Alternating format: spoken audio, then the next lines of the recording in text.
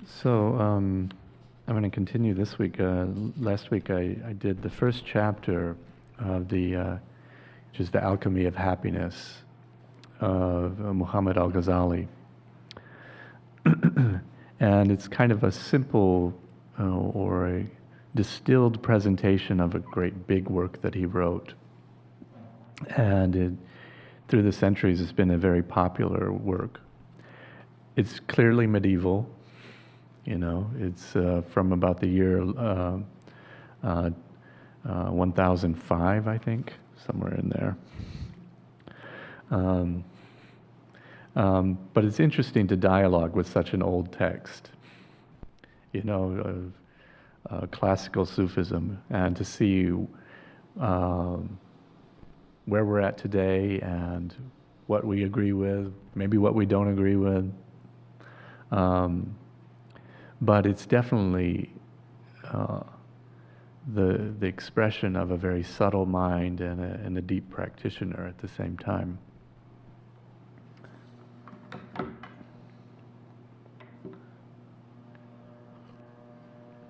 So the first chapter was on the knowledge of self. And what does that mean? And he'll begin this chapter in a very similar fashion, quoting a classic statement in Islam, which is, to know oneself is to know God. So one who knows oneself knows God. And it's a statement that's attributed to the Prophet Muhammad. And Sufis have really embraced this saying and gone at it different ways, looking at it as a statement of non-dualism, that since there's nothing that's not God, the best way to know God is through oneself. To understand our own nature is to understand that we're divine, and the best relationship we can have with God is by getting to know ourselves and one another as divine, and allowing that to transform the way we deal with one another as just aspects of divinity. Asking the question, would that change your behavior if you actually embraced everyone and everything that came in front of you as divine?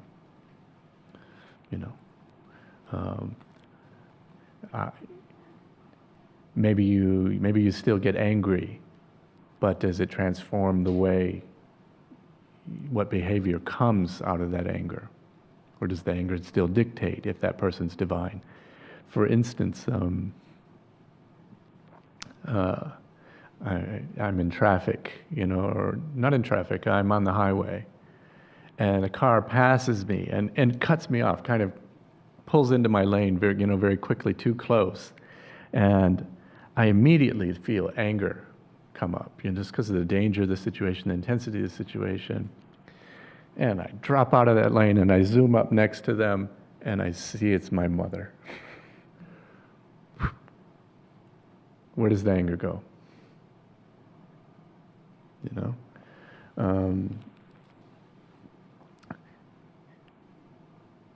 It's a really interesting sort of situation, because you can watch anger evaporate in a moment when it's based upon an assumption that that's a stranger I don't know, or it's somebody I don't like, but then it's somebody that I'm already close to, and the feelings that I have for them then modify the anger that was already present, and it just evaporates. One Zen text puts it this way: that you're rowing out on a pond, you're rowing your boat, and you're rowing backwards, so you're going this way, and all of a sudden you feel something crash into you, and it's another boat, and you're so angry, that somebody would just willfully crash into you or is not paying attention, and you turn around ready to yell at them, and the boat is empty.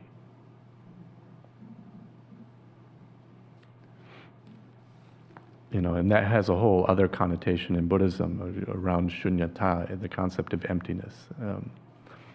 That there's no inherent existence. There's nobody opposite you that is completely different than you. Everything is. There are dependency relationships in everything. There's no you without all these other relationships, and so that's empty of inherent existence. I'm getting off on a whole other thing I don't have to get off to. But basically, where does the anger go?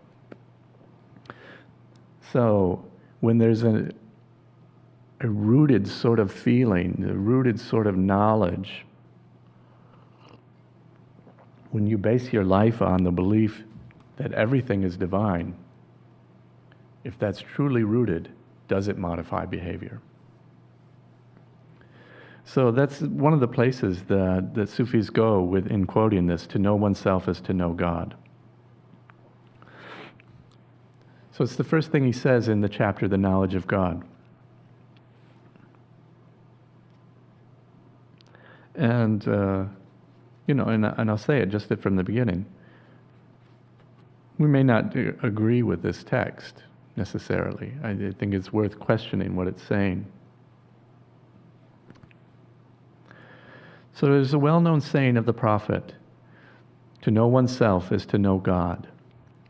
That is, by contemplation of our own being and attributes, we arrive at some knowledge of God. But since many who contemplate themselves do not find God, it follows that there must be some special way of doing so.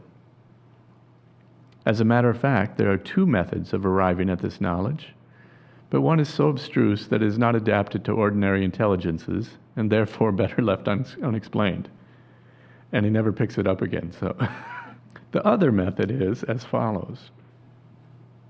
When a person considers themselves and knows that there was a time when they were non-existent, as it is written in the Quran, does it not occur to us that there was a time when we did not exist? Furthermore, they know that they were made out of a drop, semen, in which there was neither intellect nor hearing, sight, head, hands, feet. And from this it is obvious that whatever degree of perfection they may have arrived at, or maturation, they did not make themselves, nor can they even make a single hair of their own head. So one way of asking the question, do I know myself, is to get into consideration of where did I come from?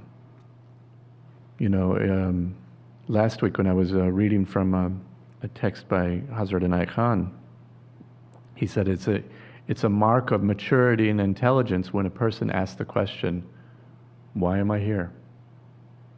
Where did I come from? Where am I going? And so when a person arrives at that question, he's saying they've reached a level of actual consideration of what life is about, and there's a lot of intelligence in that. We should ask that question. What's it all for? Life is not fun a lot of the time. It causes us, the pain of the situations in life drives us to ask that question sometimes. What are we doing here? Here he's suggesting that we should ask, where did we come from? And what was before us? And start to acknowledge that from the magic of this biological process in which there was no clear consciousness or awareness, when we were but, sperm and an egg, and out of that comes the most fabulous intelligence, at least in capacity, not necessarily in expression when we get there, but in capacity, this fabulous intelligence and capacity for awareness and capacity for doing marvelous things. When did that begin to exist? And it's clearly there in potential. in this genetic program. So he wants to make us aware again of the magic of our own process. We're just so used to just being us that we're not even paying attention.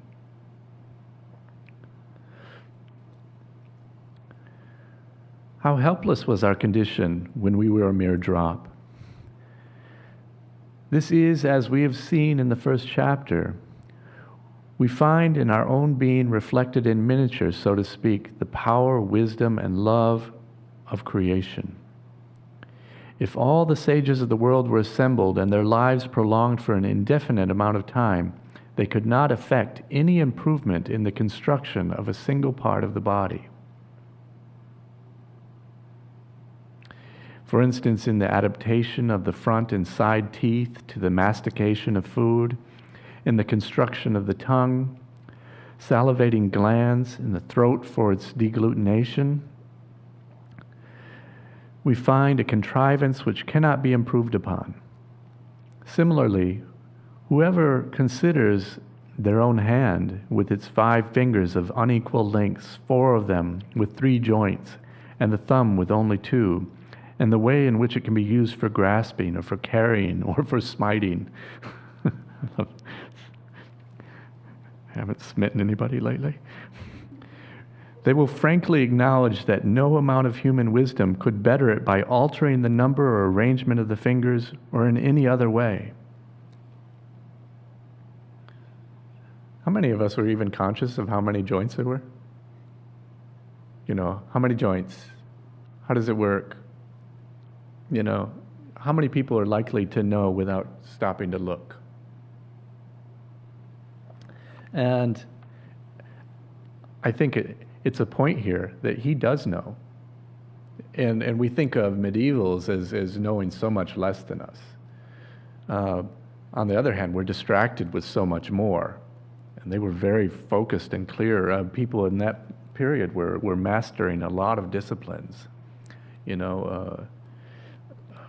A learned person would expect to study some medicine and be very clear about, what are the parts of the body and how do they work, and that would be part of their philosophical studies. And a lot of things were much more integrated and well considered.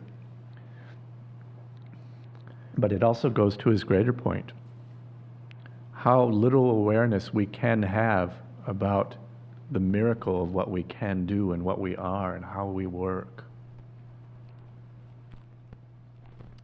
To know oneself is to know God. When a person further considers their various wants of food, lodging, etc., and how they are amply supplied from the storehouse of creation, they become aware that the divine mercy is as great as the divine power and wisdom. As God says, "My mercy is greater than my wrath." And according to the prophet's saying, God is more tender to servants than a mother to her suckling child. So again, when a person further considers how their various wants of food and lodging are amply supplied from the storehouse of creation, they become aware that God's divine mercy is greater than the divine power and wisdom. That there's provision all around us. It's not being lifted to our mouths. It's not being processed for us necessarily and made edible. But the provision is there, assuming we're taking care of creation and not ruining it. The provision is there. And it's pretty amazing. And he's wanting to point it out that in an urban situation where the food is already being seen as a commodity that's been prepared,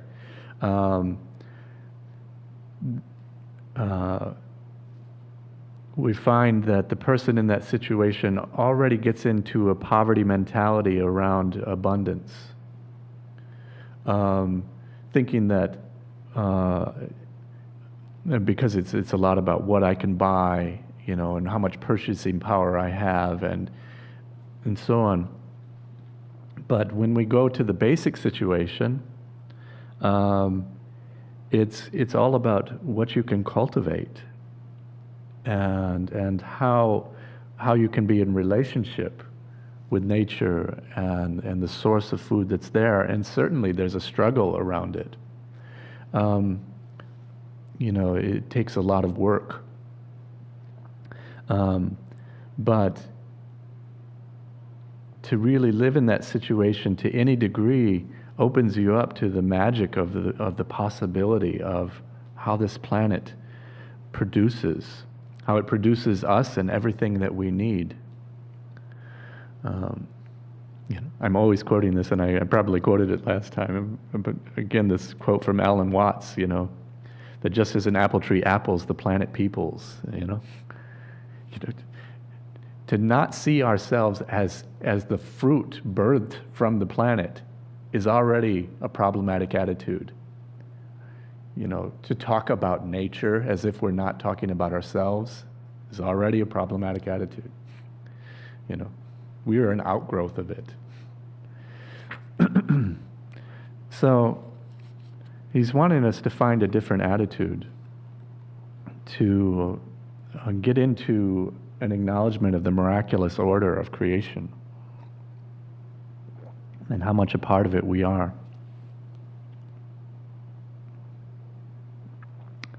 Thus, from our own creation, we come to know God's existence, from the wonders of our bodily frame, God's power and wisdom, and from the ample provision made for our various needs, God's love. In this way, the knowledge of oneself becomes a key to the knowledge of God.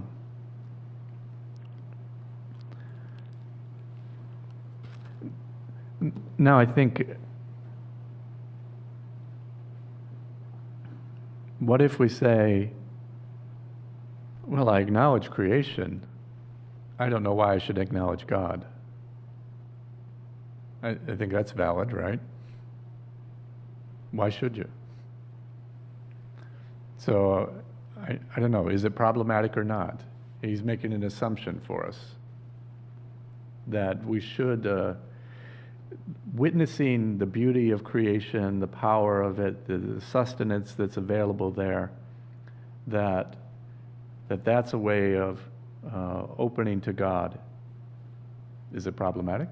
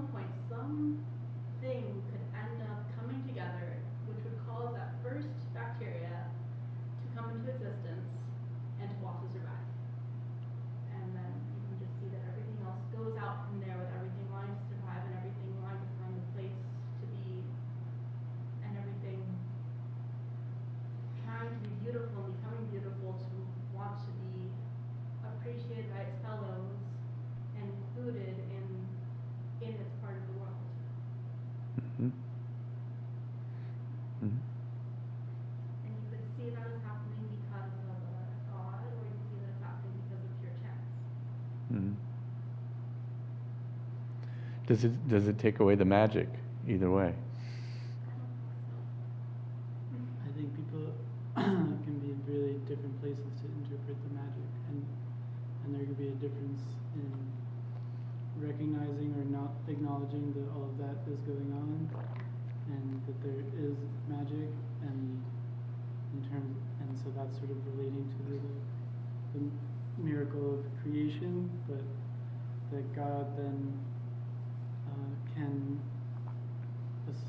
assume a role of a faith which is separate from recognition and appreciation. It's faith, and faith can be really particular to everybody's own experience and their ability to access various things in their lives, like connections to nature, or ways that affirm the presence of God and of wonder. And yeah, I feel like faith can have a lot to do with access and context, and in that way it is problematic to assume that everyone can relate to God in the same way. And we're not being given a definition of God either. Contextually, it kind of sounds like that God is an entity causing creation, and therefore, witnessing creation, we should be grateful to that entity. Contextually, it kind of sounds like that, but I don't know that that's a necessary assumption either.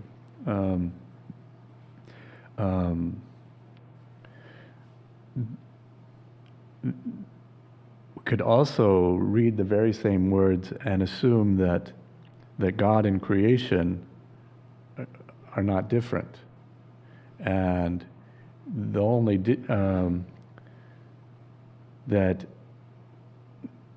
difference between a sacred and non-sacred perspective is just that, the perspective of the one witnessing it and their consciousness around it. Are you awake to how sacred this whole process is? And when the whole process is itself sacred, it doesn't have to be different than the divine. You know, that it's a divine process to me. And part of its divinity is that I don't know the limits of it. I don't know where it begins and ends. There's a magic of the unknown here. You know, there are definitely aspects of it that I can know, but it's so large and I'm so embedded in it that I could never know what is so much bigger than me, because the planet is peopling us. You know, how can the cell know the body? And would not the body be almost as if God to the cell? And yet, the cell has the programming for the entire body, and Mm-hmm. to be able to grow organs from the body from a single cell. Mm-hmm. Did he distinguish between life and matter, creating matter or creating life? Because you start with the drop, gave me the impression you're creating life. But the earth was really began with matter. He'll talk about soul and matter, but that's about it. Others apparently extremely condensed energy. Mm-hmm. Yeah. The thing that doesn't acknowledge is that the whole inner world, the inner being also, it doesn't even touch on that. And maybe it does, though. Maybe later. Well, maybe he doesn't. And he's definitely writing it in a context where he's trying to do apologetic work. He's trying to make Sufi concepts palatable to kind of everyday Muslims who would struggle with the more sophisticated concepts. And so he's kind of running a line of not being a heretic. He's not saying all the things that he could say. But, and this is not in here, but to this idea that creation and is not including the inner, but when we're not separate from creation and we know we have an interior experience, how is that not just an outgrowth of creation? How do we make the distinction? You know, consciousness is an outgrowth of creation. You know, I don't know if we can separate them. Well, it's just a matter of Perspective, perspective. yes. Again, but it's worth turning the ideas and turning them inside out and really challenging our perspectives. We get very fixed in them, in our language. They also believe that the semen, or like a homunculus, that was already formed as a person or being. That's the other thing in the medieval Mm. religions, that they really knew, because there was no microscope. Hmm. So they believe that that already was formed in the semen. So not so much for him, because he definitely sees it as seed. And he's pointing out that there's no expression of intelligence as we would see it going on there. But a seed is already, pollen and the thing inside the pistil. Hmm. So it's like, For him, it's mostly about potential. Like, the acorn contains the tree in potential that can be. but that's before. I mean, and that's after the pollen already. Yes. And there's the fertilization instead of solely a masculinization, but Right. only speaking to the male origin. You guys are way beyond this text. The mother tree Yeah. has the potential to create 1,000 other trees Right. Hmm. down the millions down the ages. So he goes on, not only are our attributes a reflection of God's attributes, but the mode of existence of our soul affords some insight into God's mode of existence. That is to say, both God and the soul are invisible, indivisible, unconfined by space and time, and outside the categories of quantity and quality.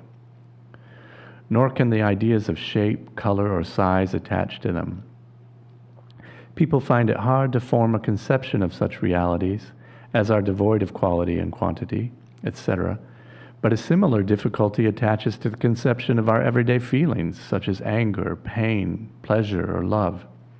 They are thought concepts and cannot be cognized by the senses, whereas quality, quantity, etc. are sense concepts. Just as the ear cannot take cognizance of color nor the eye of sound, so in conceiving the ultimate realities, God and the soul, we cannot ourselves, in a region in which sense concepts bear no part. So much, however, we can see that as God is ruler of the universe, and being beyond space and time, quantity and quality, governs things that are so conditioned. So the soul rules the body and its members, being itself invisible, indivisible, and unlocated in any special part. For how can the indivisible be located in that which is divisible? From all this, we see how true is the saying of the prophet, God created the human being in the divine likeness.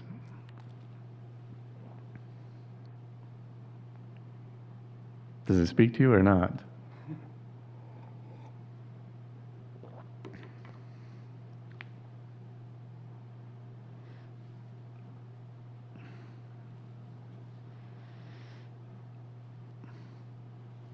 Or was it too much verbiage? Define being. That's it exactly. In some ways, he's pointing out to, just as you can't put your arms around God, and that is a primary descriptor of God, that you can't know God. Not in the sense of encompassing it with knowledge. In the same way, if you really examine yourself, you can't know yourself either. And the attempt to do so leads you into an endless exploration that shows you you're ultimately unknowable also, and brings you into the sphere of being like God. To know oneself is to know God, because oneself is actually ultimately unknowable, like God.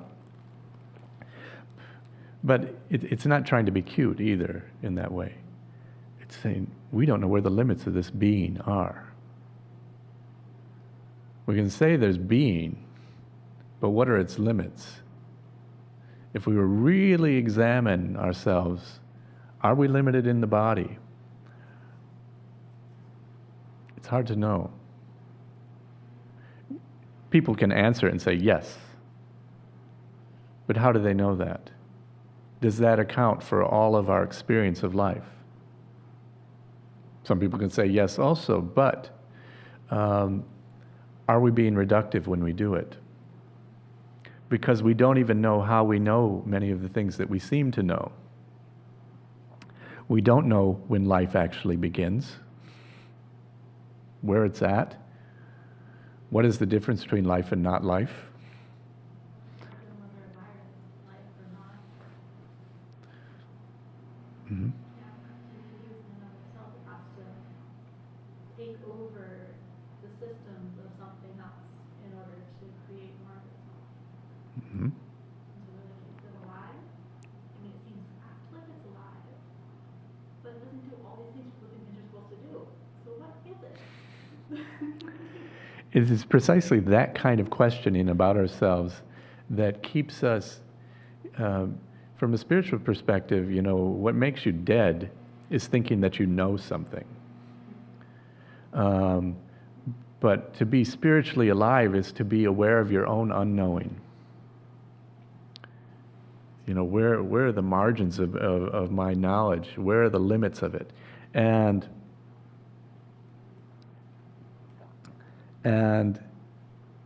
there was one Hasidic master in the Jewish tradition who was a great mystic, but also one of the most fabulous minds that Judaism has ever produced. His name was Shner Zalman of Liadi. And he said, most of what people call faith doesn't rise to the name. That people tend to retreat into some sort of position that they call faith far too soon. And he says, and it doesn't even qualify as faith. It's basically a weak belief. He says, for anything to qualify as faith, you have to go to the absolute limits of your reason, to the precipice of reason. Only after you've done that should anything be called faith. But if you haven't done that work, then don't insult faith by speaking about it and calling this faith. This is, you weren't, you don't have a mind to not use it. And so he was very rigorous about faith. He says, there's plenty we can explain. We don't need the explanation of faith. Faith is only a powerful agent and active in your spiritual life if you've used your mind thoroughly and discovered its limits. And you can discover its limits. And very simply,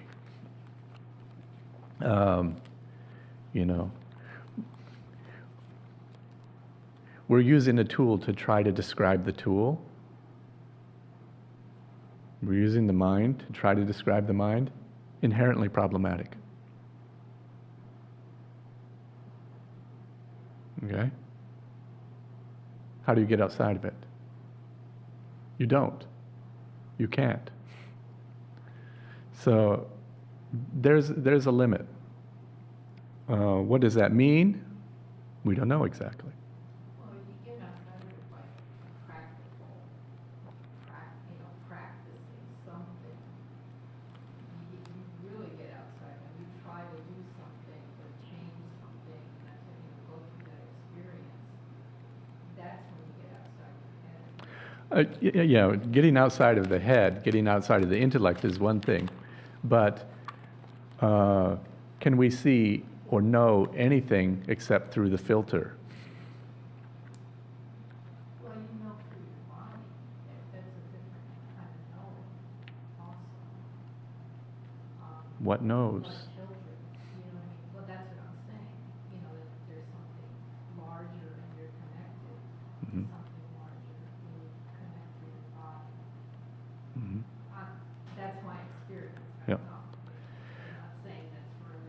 So I'm just being philosophical, that there's an interpretive apparatus and we can't get outside of it.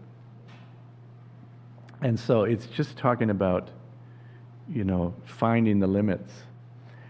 But there's actually a beautiful magic to that. If you acknowledge that, then you know you don't really know. You can also imagine, and then it becomes reality. That's a neat thing too. That's a neat thing too. Yeah. So what we have is working knowledge. We have,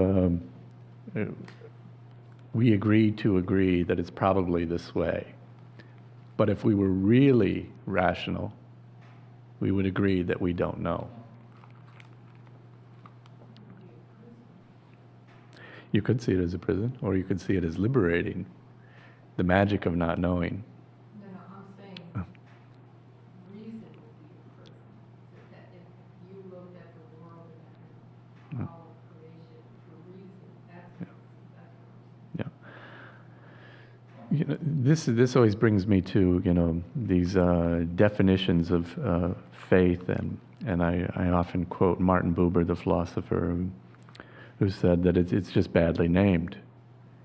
Faith is really holy insecurity.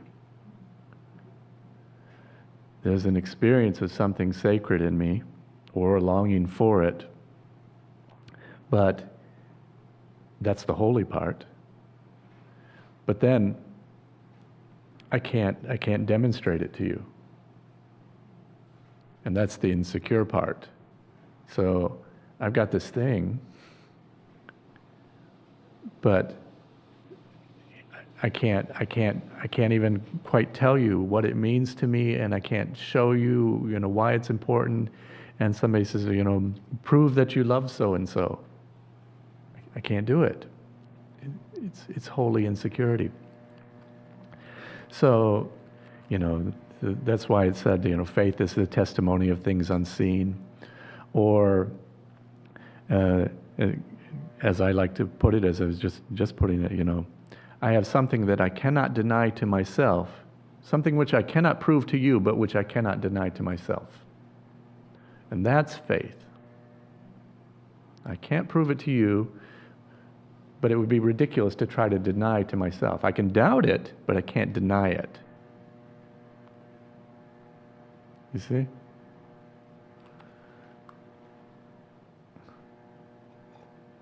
So faith is that holy insecurity. If I say to you, it's absolutely true, and I know it, and you should believe it, well, that's ridiculous. That's not faith. It's dogmatic, and it's imposing, and it's a lie. I can't prove it. I can't even prove it to myself. I just can't deny it to myself. And that nuance is tremendously important to any discussion of faith. Otherwise, we mostly just have people talking about varieties of belief that they cannot defend in almost any sense.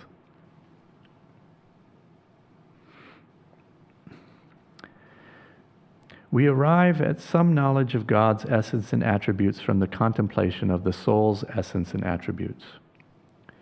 So we come to understand God's method of working in government and delegation of power to angelic forces, etc., by observing how each of us governs our own little kingdom.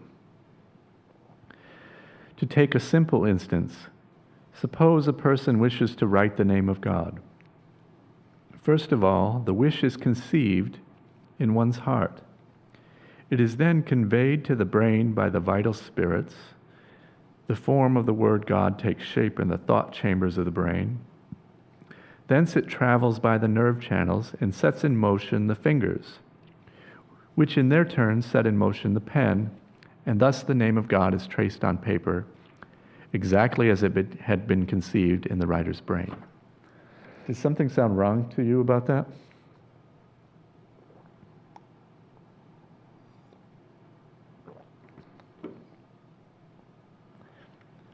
I wish to write the name of God. A wish arises in me to write the name of God. That wish is conceived in one's heart, and from there it's conveyed to the brain. That's not how we generally conceive of the process. I kind of started thinking of the phrase you just mentioned of that the planet is constantly peopling, that the body is constantly producing the brain as much as the brain is producing the body. And That's nice. utterly, yeah, they're both braining or bodying the other one simultaneously. And the conscious and the subconscious of the mind. Very good. So this goes back to a point I was making last week in the knowledge of self, that when in the medieval period, philosophers from the medieval period, when they talked about the mind, they did not see it as parallel to the brain. The mind was in the heart, in the center of one's being, and what they were talking about was one's being, a kind of organizing principle or place that that knows, that puts it all together, and it's not centered in the brain. So to talk about one's heart, they weren't talking about the heart of flesh, they were talking about the heart as the seat of consciousness. Where is awareness? Where is consciousness? Is it in the brain? Or is it the center of one's being? So, as you're talking about, the body is braining. So, is the brain necessarily directing things? Is there a place for a wish to arise that is not arising in the mind? I can tell you, my body has wishes that arise that are not of my mind. And as a therapist, I can tell you that many of the struggles people have that they consider mind struggles are really trying to work out how to live a sane and rational life in the world with society's structures when they're dealing with impulses that are just coming from their bodies. One of my best friends, she's about 32, and she was telling me how her body was at this point driving her crazy, because her body is saying, have a child, and it's just beating this like a drum at that particular age. And she's like, but I don't have a job. I haven't done my career. I haven't got that worked out yet. And so her body was just driving her nuts. Her thoughts, her mind didn't want this at all right now. She says, this is remarkably inconvenient for you to be bringing this up right now. That's what she's telling her body, and her body does not care. So I think that it's a limited way of thinking for us to think, oh, we have a thought that then our body just carries out. No, a wish can just arise. It makes its way to the brain, and then maybe there's an action. So in us, there's at least some intermediary between the wish and action. So very much in the process he's describing, the wish arises, it makes its way to the brain directs an action. So I just find that a fascinating actual discussion to really think about it, that there are desires, and not just bodily desires necessarily, that can arise, and maybe we should not actually place the mind here, but place the mind or consciousness just in the center of one's being. That there's a lot of mistakes that we can make and assumptions that we can make as long as we're placing it in the brain. Just thinking that tends to divorce us from those possibilities of realizing, oh, the body has a wish. It's just a way of thinking, keeping our minds a little more fluid and flexible. It feels like we're behind our eyes and focus so much on our sight. Mm-hmm. I feel like where we are has to be right behind where that is. Mm-hmm. And I wonder if people who are deaf think that they're Right. And if both, where would you be? If you, I mean, if you're behind your, if it's a primary sense, sight. Okay, you remove that one, and then the secondary, something like hearing. Can't see or hear or there. Yep. So where do you think you are when it's your hands? It's just, these are interesting questions. So, but I think you're right.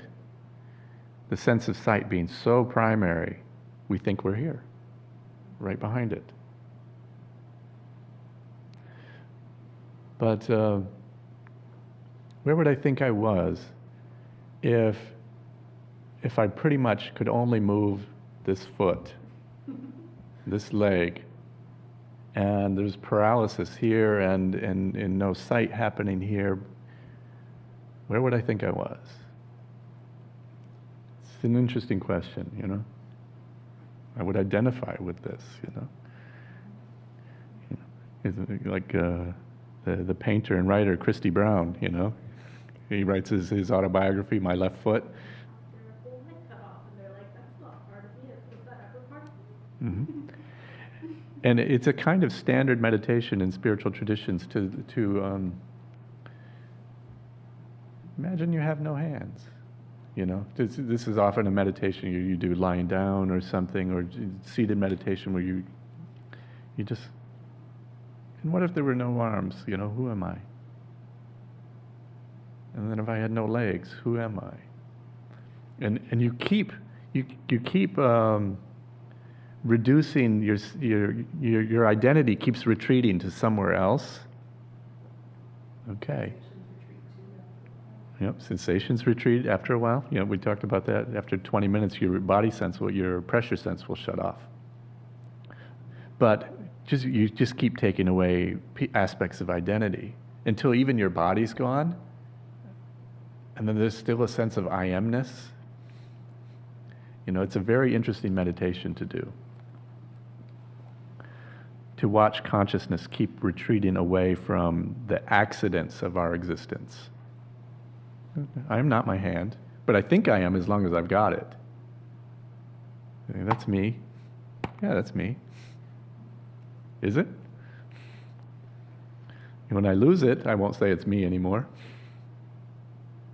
I just keep backing it up. This is similar, this whole process is similar as when God wills a thing, it appears in the spiritual plane, which in the Quran is called the throne, al-arsh. And from the throne it passes by a spiritual current to a lower plane called the chair, al-kursi.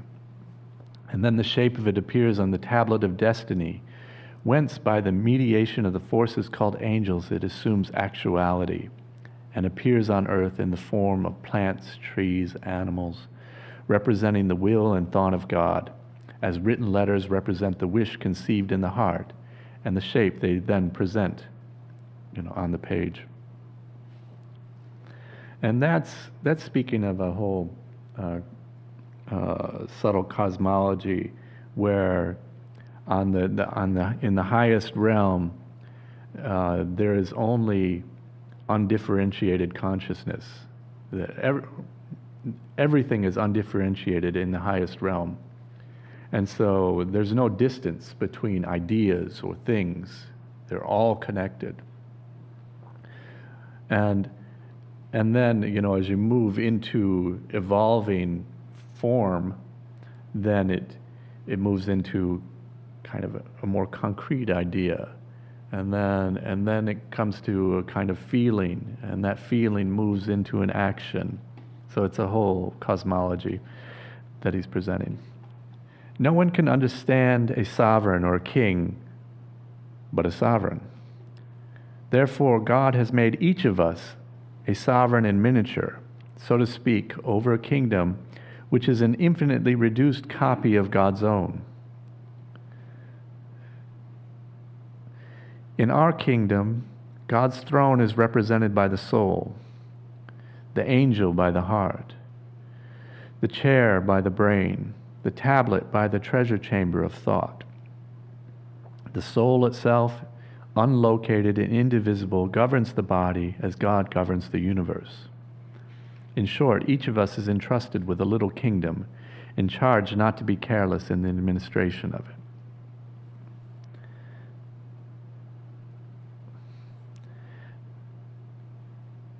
The salient point here is that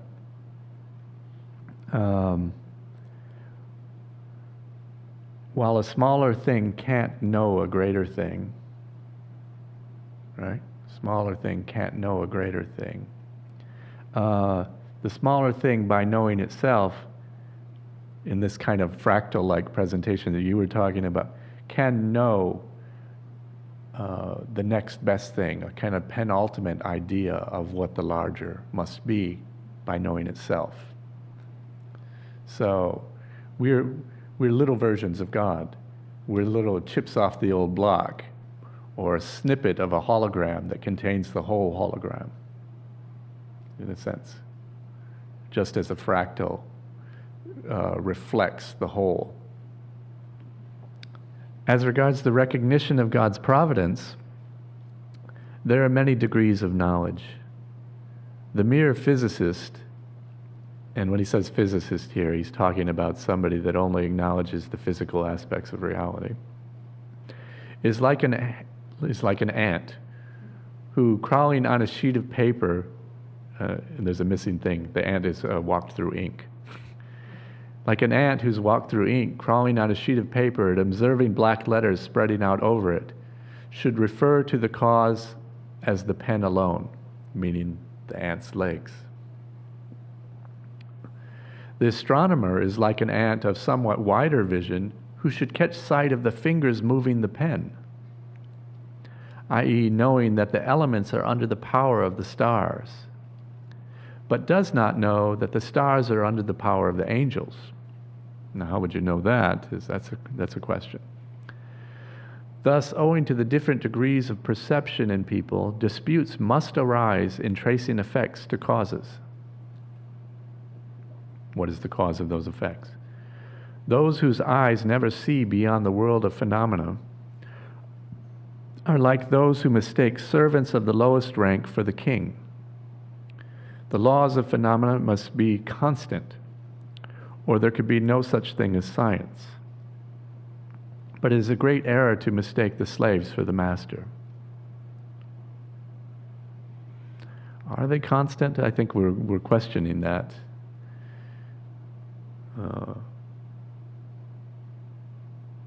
The laws of nature. I think we at least know that there are habits of nature.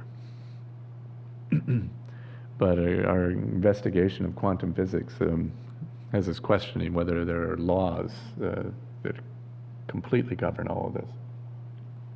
As long as this difference in the perceptive faculty of observers exists, these disputes must necessarily go on.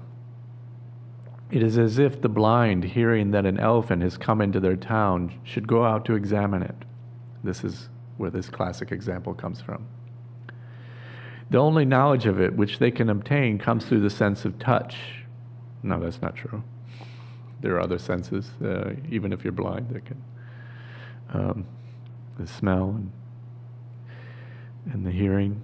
So one handles the animal's leg, but it's an example. Another the tusk, another the ear, and according to their perceptions, their different perceptions of handling these different parts, pronounce it to be like a column, or a thick pole, or a quilt, the hide, or each part, where each part is taken for the whole, based on those perceptions, those limited perceptions. So the physicist and astronomer confuse the laws they perceive with the lawgiver. A similar mistake is attributed to Abraham in the Quran, where it is related that he turned successively to the stars and the moon and the sun and the objects of his worship until he grew aware of the one who made all these and exclaimed, "I love not them that set." Now that doesn't quite make sense in this context. So this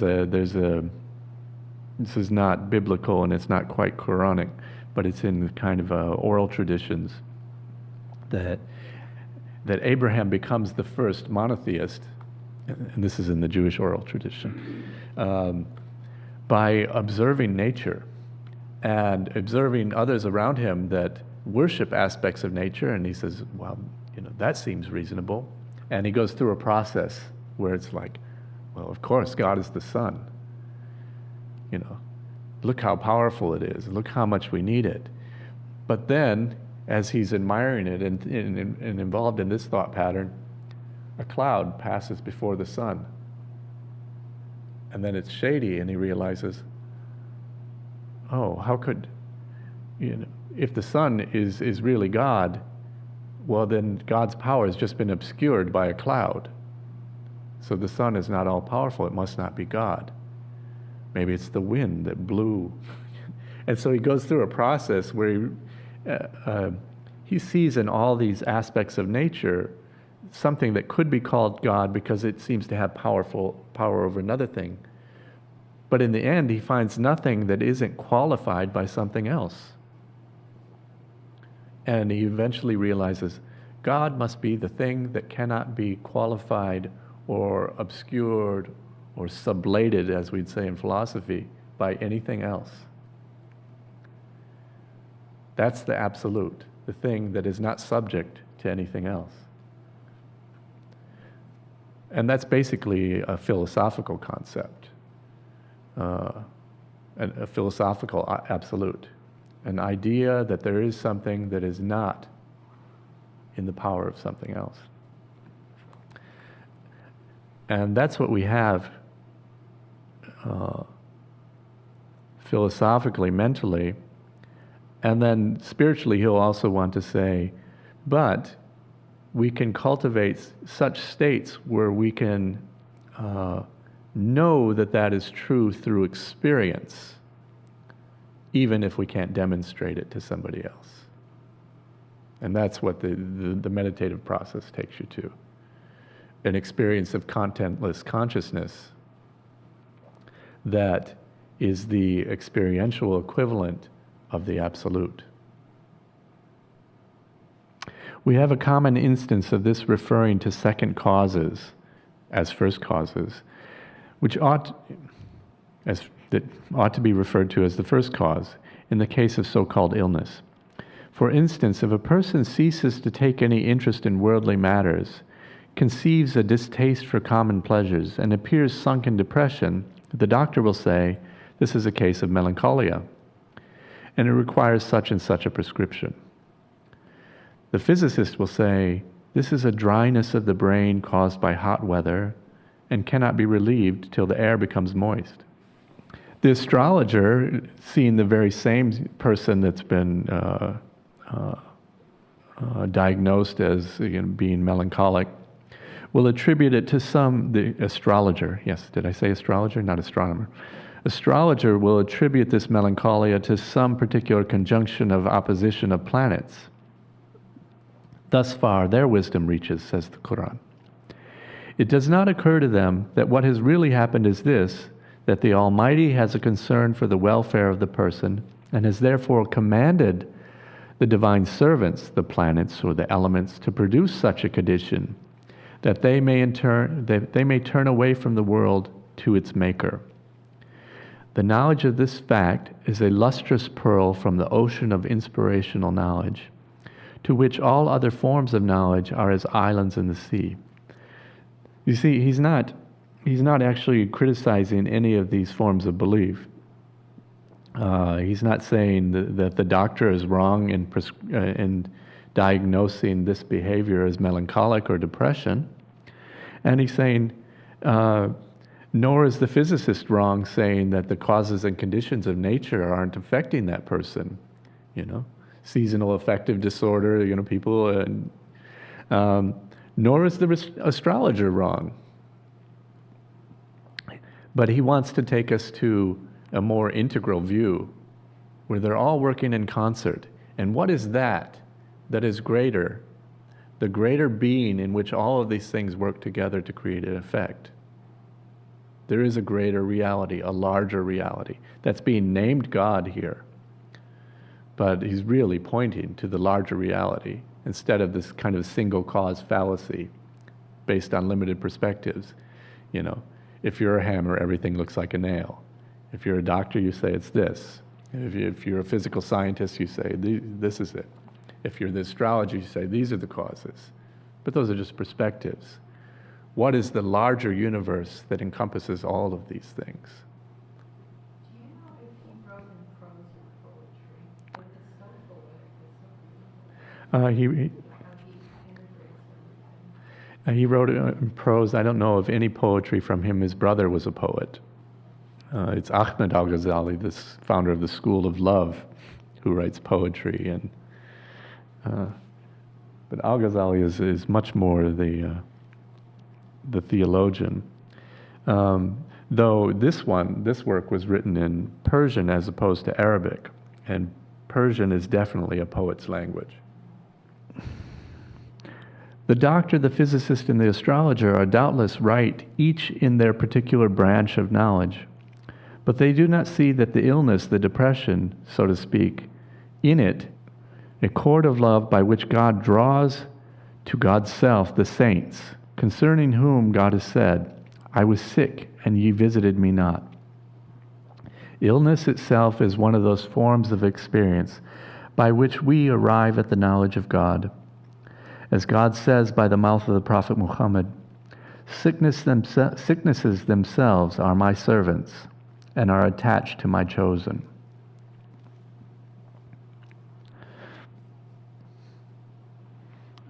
I mean, that's part of a belief system. I don't know if we have to accept it. I think there are ways to accept it. That, like, just as muscles don't grow without challenge, they atrophy.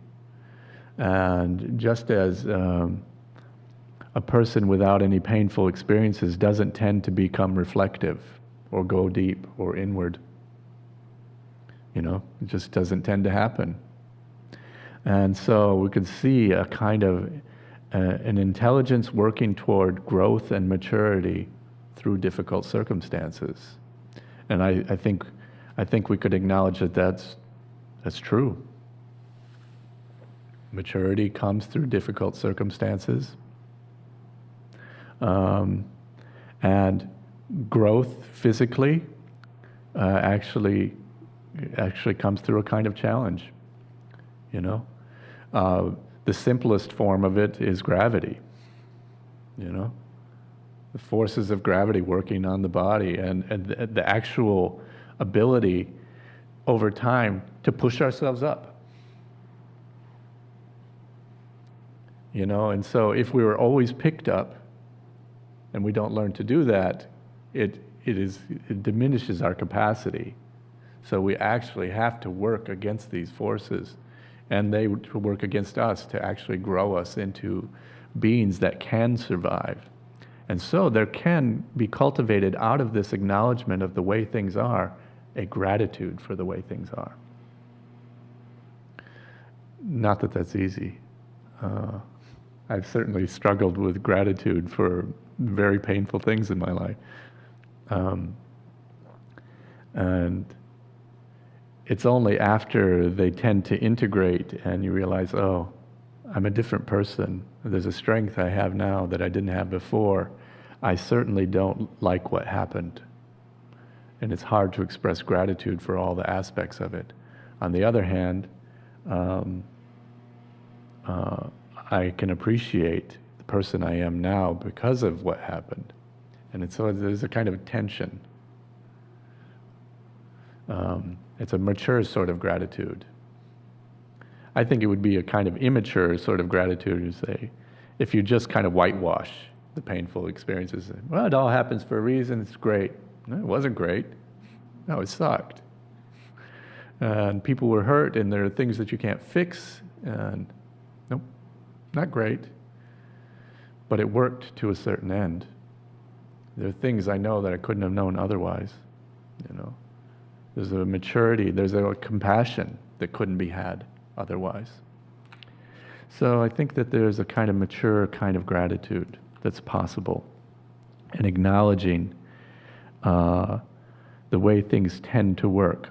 Now he's saying God is the actor actually doing something compassionate for us behind these things. I think there's a way into this understanding without attributing it to a God outside necessarily.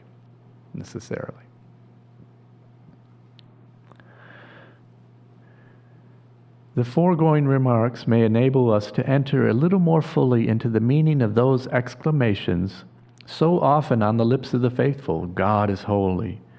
Praise be to God, Alhamdulillah. There's no God but God, La ilaha illallah. And God is great, Allahu Akbar. Concerning the last, Allahu Akbar, we may say that it does not mean God is greater than creation, for creation is God's manifestation as light manifests the sun. And would it not be correct to say that the sun is greater than its own light? So, the solution to the mystery of light creating the sun is that this is accepting a notion of Platonic forms. That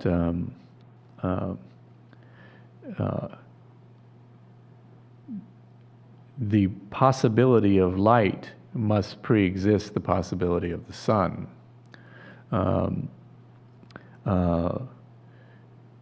In Platonic thinking, in the realm of forms, there exists an idea of chairness, of which this chair and this chair, different that they are merely expressions of the idea of chairness.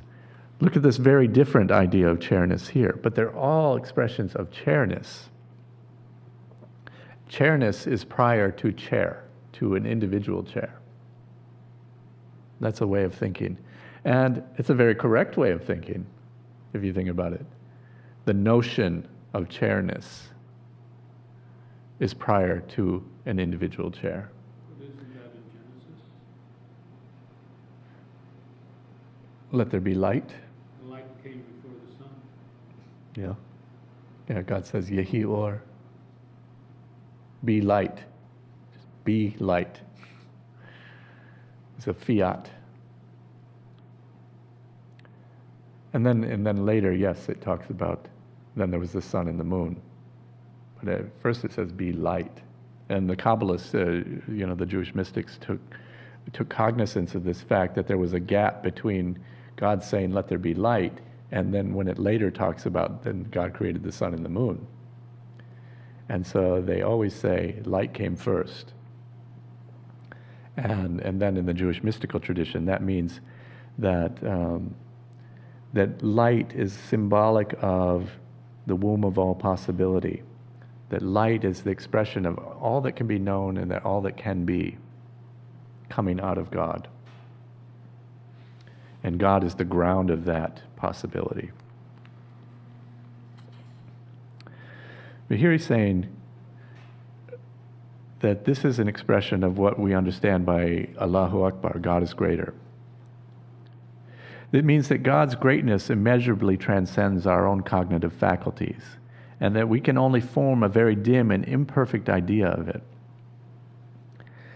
So it's actually less correct to translate Allahu Akbar as God is great than God is greater.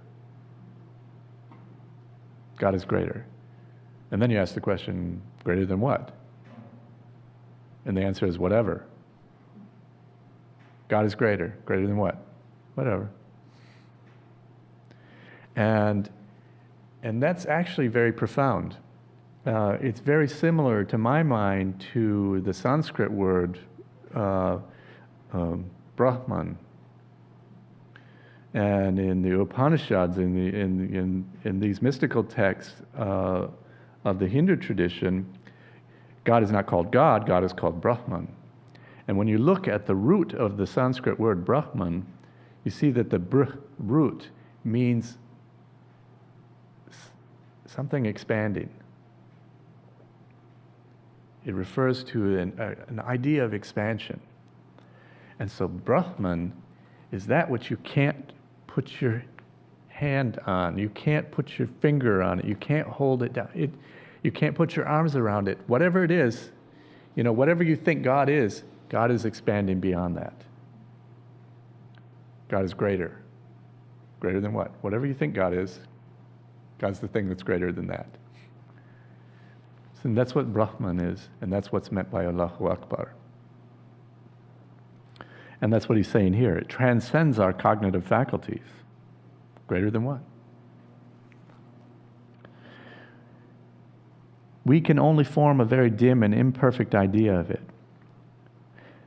If a child asks us to explain the pleasure which exists in wielding sovereignty, being sovereign over ourselves, we might say it's like the pleasure that they feel in playing bat and ball.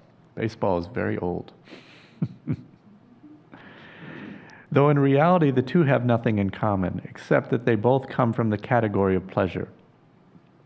Thus, the exclamation, God is greater, means that God's greatness far exceeds all our powers of comprehension. Moreover, such imperfect knowledge of God as we can attain to is not a mere speculative knowledge, but must be accompanied by devotion and worship. When a person dies, they have to do with God alone. And if we have to live with a person, our happiness entirely depends on our degree of affection we feel toward them. Love is the seed of happiness, and love to God is fostered and developed by worship.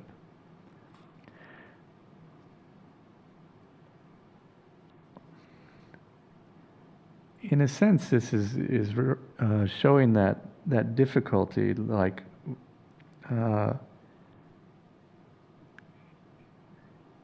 on the one hand, he's wanting to make the argument that many people have made,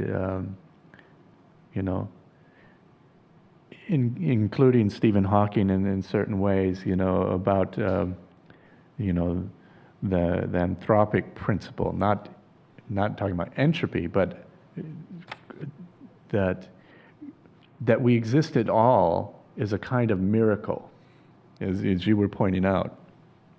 The kind of causes and conditions that would have to exist in a solar system, in a great, majestic universe, to create a human being is remarkably rare. Now, given the size of our universe, it's not impossible that it may not exist many, many times over, but very, very rare. And he's making a point a lot like that, saying, look at the miracle of this existence. It implies a God. But here he's saying, on the other hand, the only way to know that God is through acts of devotion, of wanting to get to know that God. You're only going to discover the inner experience through actually taking steps that are devotional. That unless the eyes are willing to see and willing to think about the possibility that something else might be seen beyond the limited vision, it's not going to be seen. I think that's a valid argument. Whether something will actually be seen or not can't be proven, and he can't prove that.